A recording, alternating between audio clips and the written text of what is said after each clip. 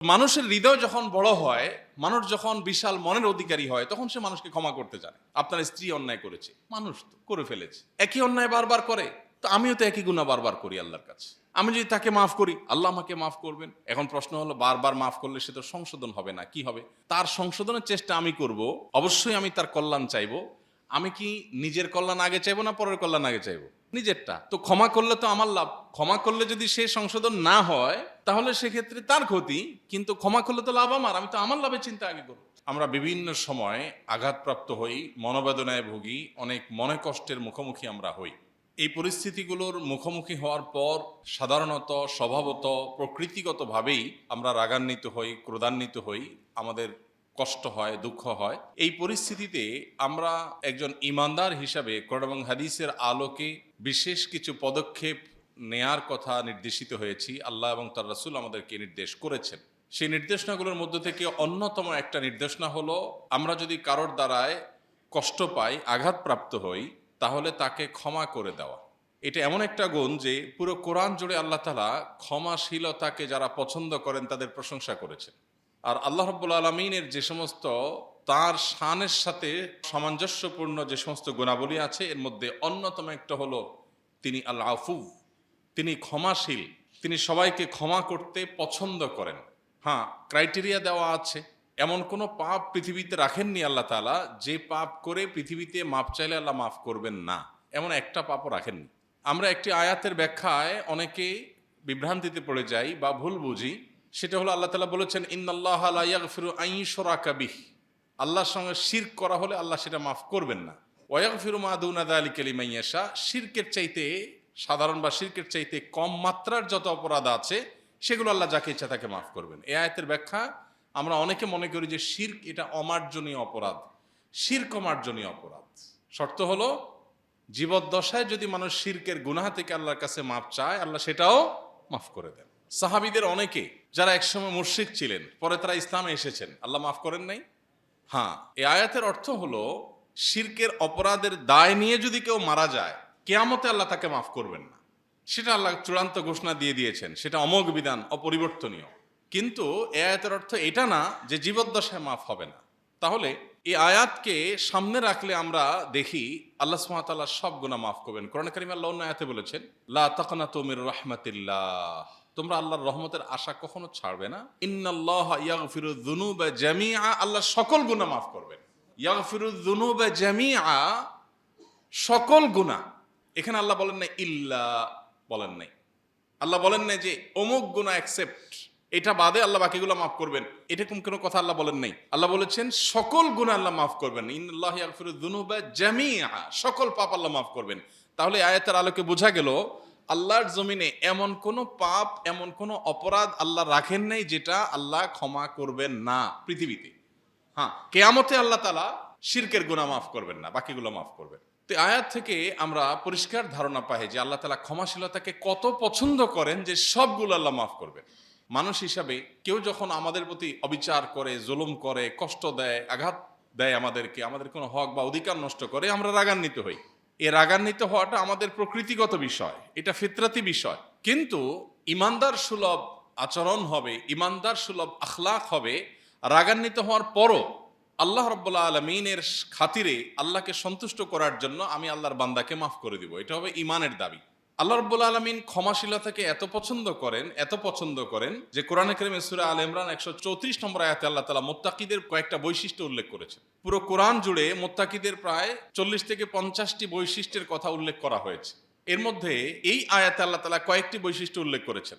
আল্লাহ তাআলা জান্নাত এর অধিকারী যে মুত্তাকিরা হবেন তাদের বৈশিষ্ট্য বলতে গিয়ে বলেছেন, আল্লাযীনা ইউনফিকুনা ফিস সাররাই ওয়াদ দাররা, যারা সুখে এবং দুঃখে, সর্বাবস্থায় যারা দান করে। অনেকে সুখে দান করে, অনেকে আবার দুঃখে দান করে। মানুষের ভিন্ন ভিন্ন প্রকৃতি আছে। কিছু মানুষ আছে ঠেকা পড়ে গেলে দান দক্ষিণা শুরু করে, ভালো অবস্থায় আল্লাহকে ভুলে যায়। আবার কিছু লোক আছে উল্টা, দিনকাল ভালো গেলে কিছু দান সাদেকা করে, একটু কষ্ট গেলে আর কিছু করে না।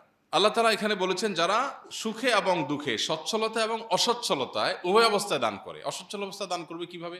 যতটুকু সামর্থ্য আছে ততটুকু। অন্য সময় আমি 1000 টাকা দান করতে পারতাম, এখন 10 টাকা দান করলাম, এখন 100 টাকা দান করলাম।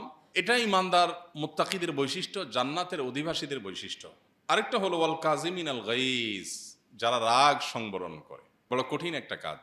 যারা রাগ সংবরণ করতে পারে, ক্রোধ নিয়ন্ত্রণ করতে পারে, এই মানুষ পাওয়া বড় কঠিন হয়ে গেছে। এখন প্রত্যেকটা মানুষের স্বভাবই হলো ভয়ঙ্কর রকমের। বিশেষ করে আমাদের যে লাইফস্টাইল, আমাদের যে খাদ্যাভ্যাস, আমাদের যে সুন্নাহ পরিপন্থী পদ্ধতি এবং সিস্টেমের মধ্যে আমরা প্রবেশ করে গেছি, এর ফলশ্রুতিতে আমরা ক্রেজি হয়ে উঠছি। আমি একটা কথা প্রায় বলার চেষ্টা করি, আমরা আমাদের শৈশবে যে সমস্ত বাচ্চা কাচ্চা দেখেছি, আমাদের চাইতে আরো যারা সিনিয়র আছেন, আপনারা আপনাদের শৈশবে যে সমস্ত বাচ্চা কাচ্চা দেখেছেন, ছোট ছোট শিশুদেরকে দেখেছেন, আপনি একটু যদি মেলাবার চেষ্টা করেন এখনকার শিশুদের সাথে তখনকার শিশুদের, একটা মৌলিক পার্থক্যের জায়গা হলো এখনকার শিশুরা সবই প্রায় ক্রেজি। শিশু তো শিশু, সে তো বুঝে না, তার তো কোনো দোষ নাই, আমি শিশুকে দোষ দিচ্ছি না। আমি বলছি আমাদের লাইফস্টাইলের ফল আমাদের ব্যক্তি জীবনে বিভিন্নভাবে পড়ে, শিশুর মধ্যেও সেটা পড়েছে। এর ফলশ্রুতিতে আমরা বেশিরভাগ মানসিক ক্রোধান্বিত, ক্রেজি, বদমেজাজ, রাগী। আবার অনেকে আছেন নিজের বদমেজাজ বা ক্রোধ বা নিয়ন্ত্রণহীন রাগ, এটা নিয়ে তিনি খুব প্রাউড করেন, খুব গর্ব করেন, ভাবসাব এমনভাবে জাহির করেন যে ভাই আমি উল্টাপাল্টা দেখতে পারি না, আমার মাথা ঠিক থাকে না উল্টাপাল্টা দেখতে, মানে আমি এত নীতিবান, এত আদর্শবান মানুষ যে আমি কোনো উল্টাপাল্টা সহ্য করি না, বাট নিজে অনেক আকাম করি। এই উল্টাপাল্টা দেখলে মাথা ঠিক থাকে না, সেটা হলো কার উল্টাপাল্টা? অন্যদের গুলো দেখলে আমার চান্দি গরম হয়ে যায়, বাট আমি নিজে ঠান্ডা মাথায় আল্লাহর নাফরমানি করি, তখন আমার মাথা গরম হয় না। বাচ্চার ক্ষেত্রে বলবে অনেক রাগী, মানে বিশাল কিছু, উনি পিএইচডি করছে, বাচ্চা রাগী। আরে ভাই বাচ্চা রাগী, তাকে কিভাবে আপনি প্যারেন্টিং করবেন, কিভাবে আপনার অভিভাবকত্বের জায়গা থেকে তার রাগকে কমাবার চেষ্টা করবেন, আপনি সেটা শিখেন। সেটা না শিখে আপনি এটাকে নিয়ে এমনভাবে বলছেন মনে হচ্ছে মারাত্মক রাগী। আর চুপচাপ একটু ভদ্র কিসিম হলে বলে মনে হয় মেধা টেধা কম মনে হয়, একটু বোকাশোকা মনে হয়। তো আল্লাহ তাআলা বলেছেন ওয়াল কাযিমিন আল গাইজ, যারা রাগকে সংবরণ করে। এখানে আল্লাহ বলেন নাই ওয়াল আদিমিন আল গাইজ, যাদের রাগ নাই, আল্লাহ তাদের প্রশংসা করেননি। রাগ নাই দোঁড়ার সাপের মতো, এদের প্রশংসা আল্লাহ করেন নাই। আল্লাহ বলছেন রাগকে যারা নিয়ন্ত্রণ করে তারা হলো মুত্তাকি। তার মানে রাগ থাকবে, কিন্তু যেখানে যতটুকু দরকার সেখানে ততটুকুর প্রয়োগ হবে, এটা হলো নিয়ন্ত্রিত রাগ। কোনো জায়গায় যদি মনে হয় আমি এই মুহূর্তে রাগের প্রকাশ ঘটাতে গেলে আমি নিজেকে নিয়ন্ত্রণে রাখতে পারবো না, পরে আমি আবার সরি বলার মতো পজিশনে যেতে হবে, যদি এরকম হয় তো এই আয়াতের নির্দেশনা হলো তাহলে আমি নিজেকে রাগটাকে আটকে রাখবো। ঠিক আছে, রাগটা আমি একটু পরে করবো। ধরেন একজনের সাথে আপনার ঝগড়া করার মতো একটা সিচুয়েশন তৈরি হলো, প্রচন্ড রকমের মেজাজ গরম হওয়ার মতো একটা কাজ করে বসছে, ধরেন বাসার ওয়াইফের সাথেই হলো। এখন চান্দি যখন গরম হয়ে গেছে, আপনি এখনই যদি তাকে বিষয়ে বলতে যান তাহলে যা বলা দরকার তার চেয়ে হয়তো বাড়িয়ে বলে ফেলবেন, সীমা লঙ্ঘন করবেন। এরপর একটা সময় আপনারই খারাপ মনে লাগবে, না বেশি বলা হয়ে গেছে। তাহলে আপনি এখানে প্ল্যান করেন, আপনি স্ত্রীকে বলেন যে তোমার এই বিষয়টা তোমার ভালো লাগে না, এটা নিয়ে তোমার সাথে আমার একটু ঝগড়া আছে, ঝগড়াটা আমরা দুপুর 3টার পরে করবো ইনশাআল্লাহ। 2 ঘন্টা 3 ঘন্টার গ্যাপ দিয়ে একটা টাইম ঘোষণা দেন, মানে বলে কয়ে যুদ্ধ যেটাকে বলে আর কি, কোনো ওই চোরাগুপ্তা হামলা না, বলে কই ঠিক আছে 3টার পরে আমরা 10 মিনিটের ডিউরেশনের ঝগড়া হবে, 3টা থেকে 3টা 10 পর্যন্ত তুমি প্রস্তুত থেকো। আপনিও নিজেকে নিয়ন্ত্রণ করেন, দেখবেন যে এই 2-4 ঘন্টার ভিতরে আস্তে আস্তে সব প্ল্যান প্রোগ্রাম গোছানো হয়ে যাচ্ছে। অনেক কিছু যোগ বিয়োগ করার পর দেখবেন যে সবকিছু অনেক কিছু মিনিমাইজ হয়ে গেছে, হয়তো অল্প স্বল্প কিছু রয়ে গেছে, সেগুলো 2-4-5 ঘন্টা পরে বললে দেখবেন যে খুব স্বাভাবিকভাবে সুন্দরভাবে গোছায় আপনি বলতে পারছেন প্ল্যান করে। আর যদি বলেন না রাগ উঠছে এখন এটা বিহিত করে ছাড়বো, অফিস টফিস পরে, রাগ আজকে অফিস এই ফেলা খাবো না, আগে রাগ করে ঝগড়া করে নি, তাহলে দেখবেন যে সরি বলা লাগছে। আল্লাহ রাব্বুল আলামিন এর জন্য বলেছেন ওয়াল কাযিমিন আল গাইজ, যারা রাগকে কন্ট্রোল করে। কন্ট্রোল করার মানে কি? ধরে রাখে, যখন ছাড়া দরকার তখন ছাড়ে, যতটুকু ছাড়া দরকার ততটুকু ছাড়ে। এরা কখনো লজ্জিত হতে হয় না, অনুতপ্ত হতে হয় না, এবং এই রাগ মানুষকে সংশোধন করে। আর এই যে লাগামহীন রাগ, নিয়ন্ত্রণহীন রাগ, সেটা নিজের চরিত্র নষ্ট করে, নিজের মেজাজ নষ্ট করে, আর মানুষের কাছেও তাকে খারাপ করে দেয়। এই জন্য রাগ নিয়ন্ত্রণ করবার বহু উপায় আছে। এটা একটা পলিসি, যেটা টাইম নিয়ে ঝগড়া করে ঘোষণা দেন, যত টাইম নিতে পারবেন তত দেখবেন রাগ প্রশমিত হয়ে গেছে। যত টাইম নেন সবচেয়ে ভালো হয় ডেট দেন, যে আজকে শুক্রবার, তোমার সাথে আমার সোমবার আসর টু মাগরিব ঝগড়া হবে, আসর টু মাগরিব, মাগরিবের আজান হয়ে গেছে, শেষ, টাইম শেষ, ঝগড়া এখনো শেষ হয় না, ওকে তাহলে আমরা পরের দিন আবার সেকেন্ড ইনিংস ঘোষণা করি, আসরের পর থেকে আবার এখান থেকে আবার আমরা শুরু করবো, বাট আজান হয়ে গেছে, টাইম শেষ, আর না। এরকম বিভিন্ন রকম প্ল্যান প্রোগ্রাম করলে দেখবেন নিজের প্রতি নিজের হাসি চলে আসছে, আর আমি কি বোকামি করতেছি। কিন্তু আপনার রাগ ওঠার সাথে সাথে ঝেড়ে দিচ্ছেন, এরপরে বলবেন সরি। এই সরি বলতে বলতে আস্তে আস্তে ছোট হবেন। আল্লাহ তাআলা এর জন্য কোরআনে আমাদেরকে উৎসাহিত করেছে আমরা রাগ যেন সংবরণ করি। এরপরে আমাদের মূল পয়েন্টটা আল্লাহ বলেছেন ওয়াল আফিনা আনিন নাস, যারা মানুষকে ক্ষমা করে, এই মানুষগুলো মুত্তাকি, এরা জান্নাতের অধিবাসী। তাহলে যারা শক্ত ধরে থাকে, যারা খুব খুঁটা গেড়ে থাকে, যারা মানুষকে ক্ষমা করে না, এরা নিজেদেরকে এই মুত্তাকিদের গুণে গুণান্বিত দাবি করতে পারে না। আজকে পৃথিবীর যেদিকেই তাকাবেন মানুষ দেখবেন দিন দিন শক্ত হয়ে যাচ্ছে, আমাদের হৃদয়গুলো, আমাদের মনগুলো অনেক শক্ত হয়ে যাচ্ছে, কঠোর হৃদয়ের হয়ে যাচ্ছে। আমরা কেউ কোনো অন্যায় করলে সেটাকে এমনভাবে ধরে রাখি না, কেন করলো সে, কিভাবে করলো, কোন অবস্থাতে তাকে আমি ক্ষমা করতেই পারি না। সেই আমি যে আরেকজনকে ক্ষমা করছি না, সেই আমি কিন্তু অন্যদের কাছ থেকে ক্ষমার আশা করি সকাল বিকাল। আমি যখন ভুল করি তখন কিন্তু আমি আশা করি যে এত বাড়াবাড়ি কি আছে, ঠিক আছে ভুল করছি, আমি তো স্বীকার করছি, মাফ করে দেন। কিন্তু আমরা সেটা করি না। প্রিয় ভাইরা আমার, এই ক্ষমা এটা হলো অনেকটা গাণিতিক সূত্রের মতো। আপনি যদি ক্ষমা করেন তো আল্লাহ তাআলা আপনাকে ক্ষমা করবেন। আপনি যদি ক্ষমা করতে না জানেন তাহলে আল্লাহর কাছ থেকে ক্ষমা পাওয়া এটা আপনার জন্য খুবই ডিফিকাল্ট, খুবই কঠিন একটা বিষয় হয়ে দাঁড়াবে। আল্লাহ সুবহানাহু ওয়া তাআলা কোরআনে কারিমে বলেন, ওয়ালিয়াফু ওয়ালিয়াসফাহু, মানুষ যেন অন্যকে ক্ষমা করে, মানুষ যেন অন্যের ভুল ত্রুটি দেখে উপেক্ষা করে।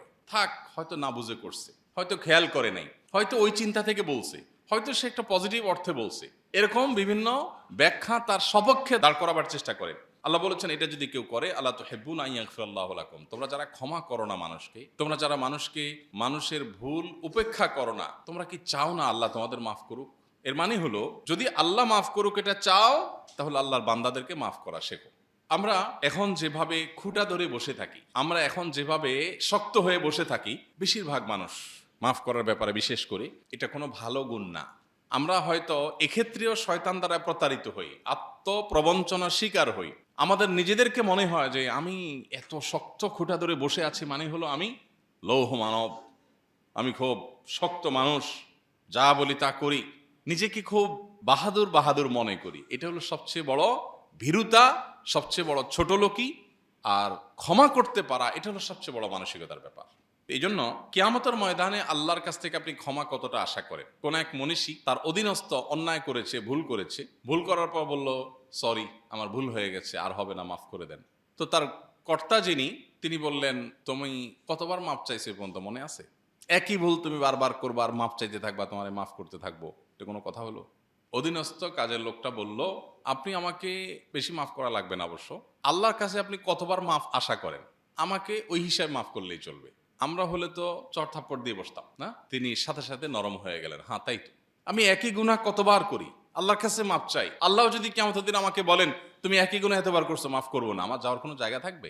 এই জন্য আল্লাহ তাআলা পরিষ্কার বলে দিয়েছেন, ওয়ালিয়াফু ওয়ালিয়াসফাহু আলা তুহিব্বুনা আন ইয়াগফিরাল্লাহু লাকুম, তোমরা অবশ্যই অন্যদেরকে ক্ষমা করে দেওয়া উচিত, অন্যদেরকে উপেক্ষা করা উচিত। তোমরা কি চাও না আল্লাহ তোমাদের ক্ষমা করুন? তার মানে আল্লাহর ক্ষমাটাকে আল্লাহ তাআলা এখানে শর্তযুক্ত করেছেন যে তুমি যদি অন্যদেরকে ক্ষমা করো আল্লাহ তোমাকে ক্ষমা করবেন। যে মানুষকে যত বেশি ক্ষমা করে সে আল্লাহর কাছ থেকে তত বেশি ক্ষমার প্রত্যাশা করে ইনশাআল্লাহ। উপেক্ষা করা একটা বড় গুণ। কোরআনে কারিমে আপনি বারবার দেখবেন এই শব্দটা উল্লেখ আছে।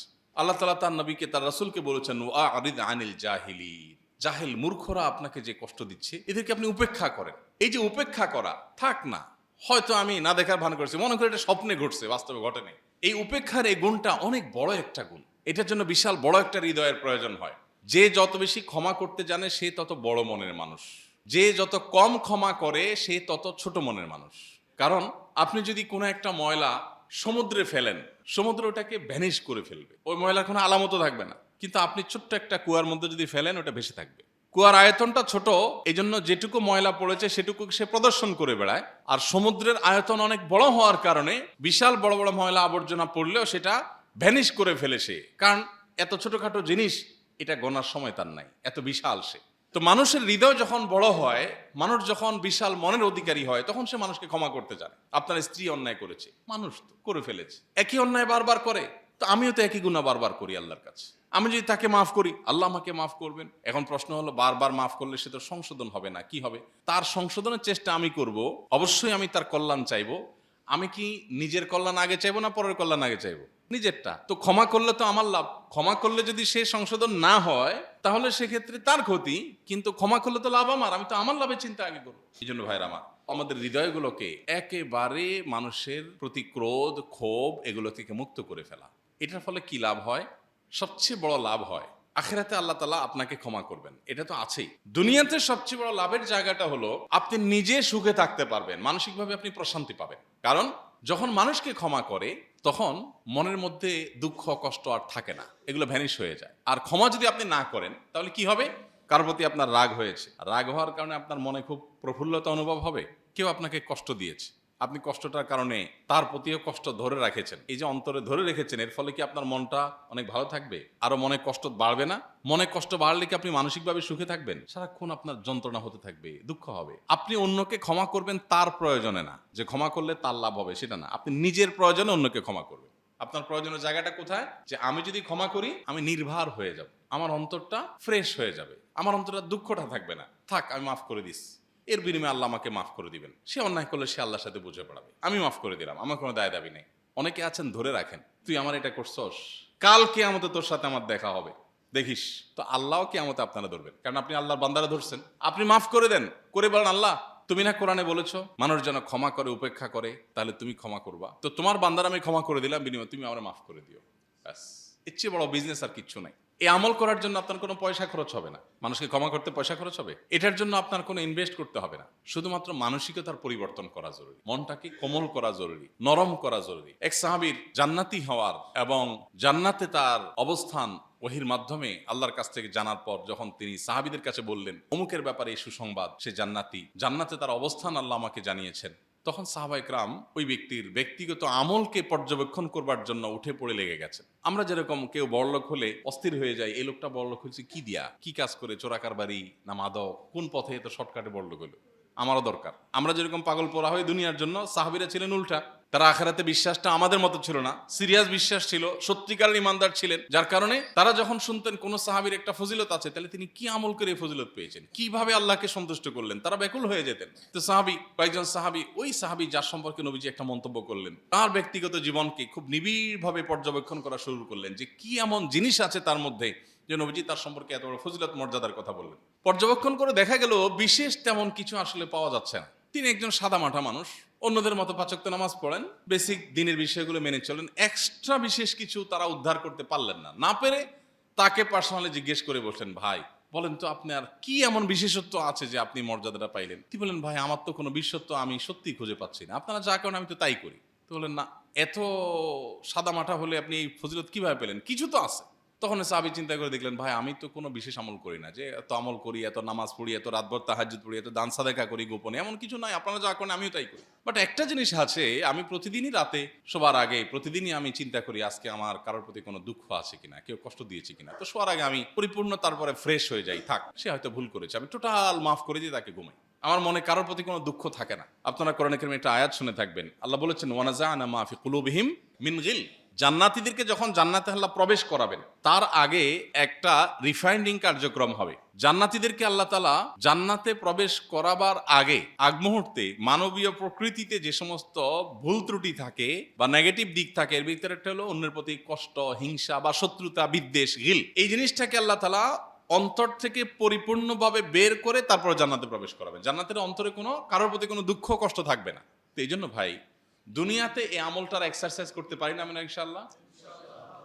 মাফ করলে কি লাভ হবে? আপনি নিজে সুখে থাকবেন, আখিরাতের জান্নাত তো পরে, নগদে আপনি নিজে সুখে থাকবেন। আপনি আজকে ট্রাই করেন, কারোর প্রতি খুব দুঃখ আছে তো আল্লাহকে বলেন, আল্লাহ তোমার বান্দাকে মাফ করলে তুমি মাফ করবা বলছো, আমি মাফ করে দিলাম, তুমি আমার মাফ করে দিও, এবং তার প্রতি ফ্রেশ হয়ে যান। সে অন্যায় করেছে, সে অন্যায়ের জন্য দায়ী থাকবে, বাট আমি মাফ করে দিলাম, আল্লাহর সাথে বোঝাপড়া হবে। তাহলে দেখবেন আপনি নির্ভর হয়ে যাবেন। আর কষ্ট যতদিন বয়ে বেড়াবেন তত কষ্ট আরো বাড়বে, আর যত সময় যাবে কষ্ট আরো বাড়বে। আপনার হাতে যদি একটা গ্লাস দেওয়া হয়, গ্লাসে যদি গ্লাস ভর্তি পানি থাকে, একটা গ্লাস ভর্তি পানি হাতে নেওয়া খুব কষ্টের কিছু না আমাদের জন্য। আপনার এই গ্লাসে হয়তো 150 বা 200 ml পানি আছে, সেটা নিয়ে আপনি দাঁড়িয়ে হাতে রেখে দিয়েছেন। কিন্তু এটা যদি আপনি 1 ঘন্টা রাখেন, 2 ঘন্টা রাখেন, 5 ঘন্টা রাখেন, 7 ঘন্টা রাখেন, তাহলে আস্তে আস্তে এই 200 ml পানি আপনার কাছে 200 কেজির মতো মনে হবে। আপনার কাছে 200 কেজি উঠেতে যতটা কষ্টের, দীর্ঘ সময় ধরে রাখতে রাখতে এটা সেরকম মনে হবে। কারোর প্রতি কষ্ট যখন মানুষ পুষে রাখে, আস্তে আস্তে আস্তে আস্তে সেটা বাড়তে থাকে।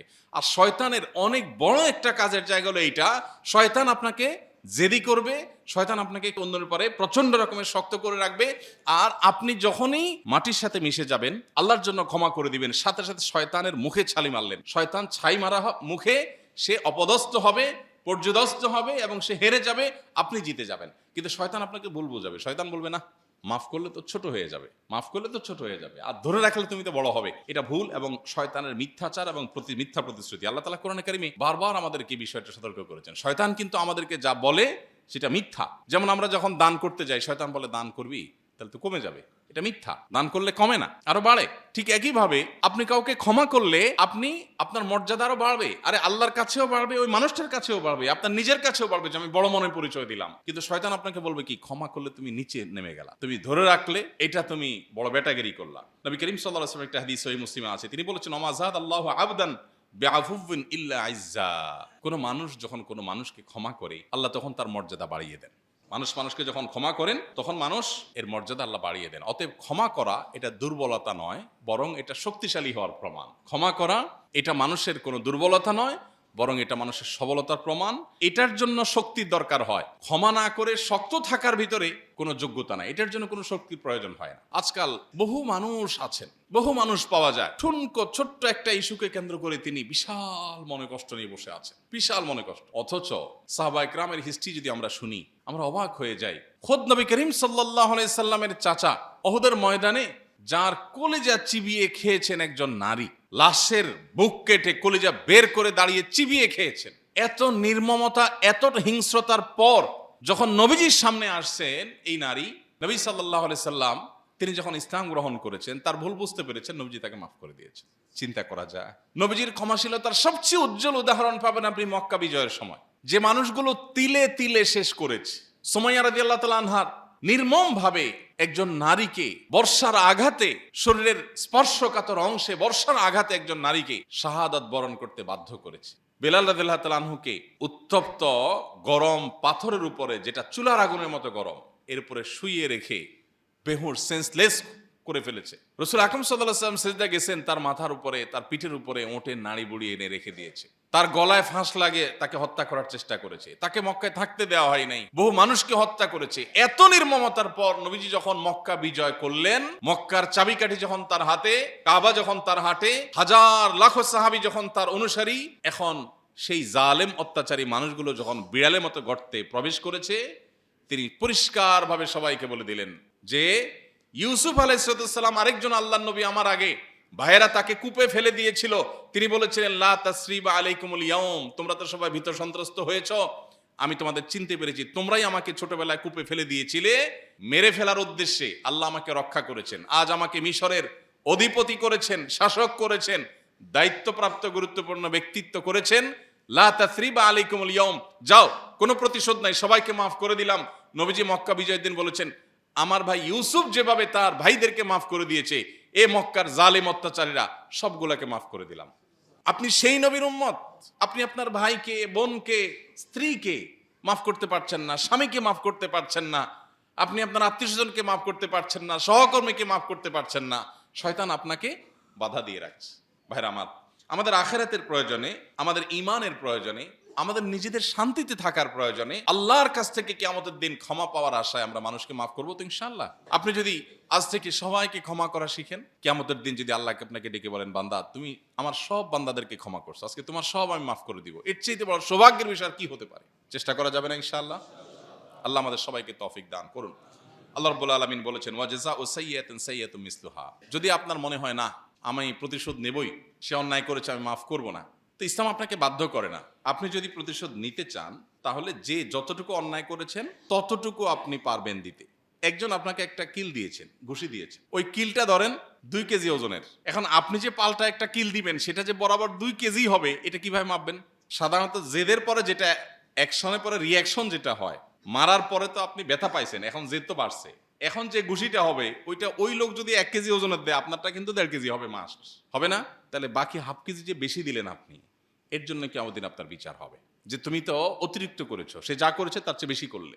কেউ আপনাকে একটা কটু কথা বললো, আপনি যদি একটা কটু কথা বলেন, সাধারণত কি হয়, কেউ যদি কটু কথা 1 লাইন বলে, পাল্টা বলা হয় 2 লাইন, ঠিক না? এই যে বিষয়গুলো, এগুলোর জন্য আল্লাহ তাআলা দারুণ একটা সূত্র বলেছেন সূরা 40 নম্বর আয়াত। আল্লাহ বলেছেন ওয়া জাযাউ সাইয়্যাতিন সাইয়্যাতুম মিসলুহা।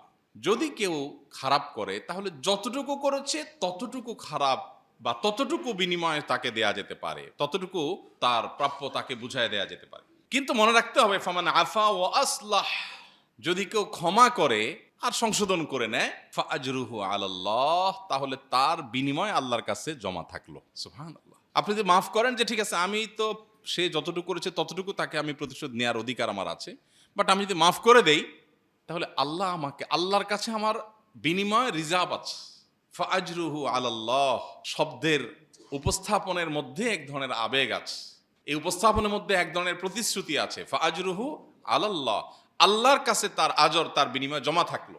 চমৎকার এবং হৃদয়গ্রাহী একটা উপস্থাপন। এই জন্য ভাইরা আমার, আমরা মানুষকে মাফ করবো তো ইনশাআল্লাহ। আল্লাহ বলেছেন ওমান আকাবা ফাআকিবু বিমিসলি মা উকিবতুম বিহি। কেউ যদি প্রতিশোধ নিতে চায় যতটুকু হয় ততটুকু সে নিতে পারে, আর যদি কেউ ধৈর্য ধারণ করে, এটা না করে প্রতিশোধ না নিয়ে সে ধৈর্য ধারণ করে, লাহুয়া খায়রুল লিস-সাবিরিন, তাহলে সেটা ধৈর্য ধারণকারীদের জন্য সবচাইতে উত্তম। আমরা ক্ষমা করার চেষ্টা করবো তো ইনশাআল্লাহ। আল্লাহ তাআলা আমাদের সবাইকে মানুষকে ক্ষমা করার এই অভ্যাসটা গড়ে তোলার তৌফিক দান করুন। অন্তরগুলো যদি শক্ত হয়ে যায়, আল্লাহর কাছে অন্তর বিগলিত হওয়ার জন্য আমরা দোয়া করব। আল্লাহুম্মা আতি নফসি তাকওয়াহা ওয়া যাক্কিহা ওয়া আনতা খায়রু মান যাক্কাহা আনতা ওয়ালিয়্যুহা ওয়া মাওলাহা। ভাইরা আমার, রাগের মুহূর্তে আমাদের রোল কি হবে সেটা গুরুত্বপূর্ণ। এ বিষয়ে কথা বলতে দেওয়া হলে আপনিও হয়তো অনেক চমৎকার চমৎকার কথা বলতে পারবেন, কিন্তু যখন মাথা গরম হয়ে যায়, চান্দি যখন গরম হয়ে যায়, তখন আমি কি করছি সেটা হলো ইম্পর্টেন্ট। আমরা চেষ্টা করব নিজেদেরকে নিয়ন্ত্রণ করার এবং অন্যদেরকে ক্ষমা করার চেষ্টা করবো, যাবে না ইনশাআল্লাহ? আল্লাহ আমাদের সবাইকে তৌফিক দান করুন।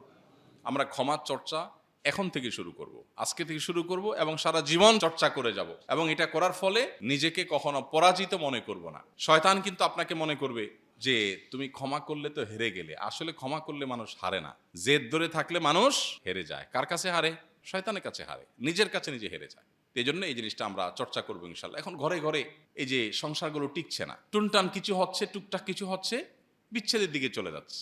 একসাথে কাজ করতে পারছে না, একসাথে সংসার করতে পারছে না, একসাথে কোথাও কিছু চলা যাচ্ছে না, ঝগড়া ঝগড়া এবং ঝগড়া। এর কারণ, অন্যতম একটা কারণ হলো যে ক্ষমাশীলতার এই গুণটা না থাকা। আল্লাহ রাব্বুল আলামিন আমাদেরকে এটার জন্য নানাভাবে নির্দেশ করেছেন। আপনারা লাইলাতুল কদরের একটা দোয়ার কথা জানেন। আমাদের আয়েশা রাদিয়াল্লাহু আনহা থেকে বর্ণিত যে নবী সাল্লাল্লাহু আলাইহি ওয়াসাল্লাম শিক্ষা দিয়েছেন, লাইলাতুল কদর বছরের সবচেয়ে সেরা রাত। এক রাতের ইবাদত হাজার মাসের ইবাদতের চাইতে উত্তম। সেই রাতের ইবাদতের মধ্যে একটা দোয়া আছে, যে দোয়াটা মাদানা আয়েশাকে নবী সাল্লাল্লাহু আলাইহি ওয়াসাল্লাম শিখিয়েছেন। সেই দোয়াটা কি? আল্লাহুম্মা ইন্নাকা আফুউন, আল্লাহ আপনি ক্ষমাশীল, তুহিব্বুল আফওয়া, আপনি কোনটাকে পছন্দ করেন? ক্ষমা করতে পছন্দ করেন, ক্ষমাশীলতাকে পছন্দ করেন। তার মানে কেউ ক্ষমা করলে তার এই ক্ষমাশীলতাকে আপনি পছন্দ করেন। তাহলে জেদ ধরে রাখাকে আল্লাহ পছন্দ করেন না। ফাফু আন্নি, অতএব আমাকে ক্ষমা করে দিন। তাহলে সেই দোয়ার মধ্যেও কিন্তু আল্লাহ যে ক্ষমাশীলতার গুণকে পছন্দ করেন এটা পাওয়া যায়। অতএব আপনার মধ্যে ক্ষমাশীলতার গুণ আছে, আপনি মানুষকে মাফ করতে পারেন, শুকর আদায় করেন। আপনার মধ্যে যে গুণটা আছে এটা আল্লাহ ভালোবাসেন। আর আপনার মধ্যে জেদের গুণ, ধরে রাখার গুণ আছে, তাহলে আপনি ক্ষমাশীলতার গুণ নাই, আল্লাহ আপনাকে ভালোবাসেন না। আল্লাহ আমাকে আপনাকে আমাদের সবাইকে আমলের তৌফিক দান করুন।